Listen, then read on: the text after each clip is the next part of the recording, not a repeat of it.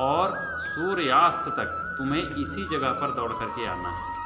तो जहाँ तक दौड़ करके तुम यहाँ वापस आ जाओगे तो सारी ज़मीन तुम्हारी हो जाएगी। और यदि सूर्यास्त के पहले नहीं आए तो फिर तुम्हें कुछ भी नहीं मिलेगा। व्यक्ति बड़ा खुश हो गया। ठीक है, उसने सूर्योदय से दौड़ना शुरू कर दिया। दौड़ते दौड़ते दौड़ते दौड़ते बहुत दूर तक चला गया। दोपहर का समय हो गया। व्यक्ति दौड़ते ही जा रहा है। उसके बाद शाम का समय होने वाला था, तब भी नहीं रुका और ही आगे जा रहा है। कुछ समय बाद उससे याद आया कि मुझे लौट के वापस भी जाना है, नहीं तो सूर्यास्त हो जाएगा तो कुछ भी नहीं मिलेगा। अब व्यक्ति वहाँ से मुड़ा और वापस आने लगा, लेकिन धीरे धीरे जो सूर्यास्त थे जल्दी होने लगे, क्योंकि समय बहुत सारा व्यतीत हो चुका था। अब वह पूरी ताकत से दौड़ रहा है कि जल्दी से जल्दी पहुंचना है। अब वो हाँफ रहा है, शरीर थक चुका है, क्योंकि बहुत आगे दौड़ के चला गया था।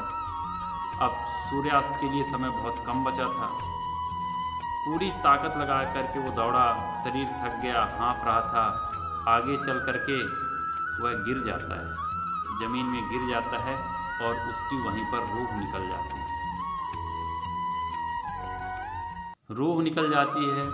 राजा देखता है कि व्यक्ति पड़ा है ज़मीन पर।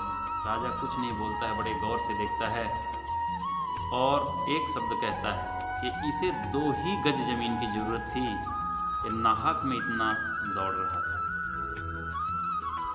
कहने का तात्पर्य है कि हमारी ज़रूरतें जीवन में उतनी ज़्यादा नहीं होती है जितना हम परेशान होते हैं और ज़िंदगी में इतना भाग दौड़ करते रहते हैं।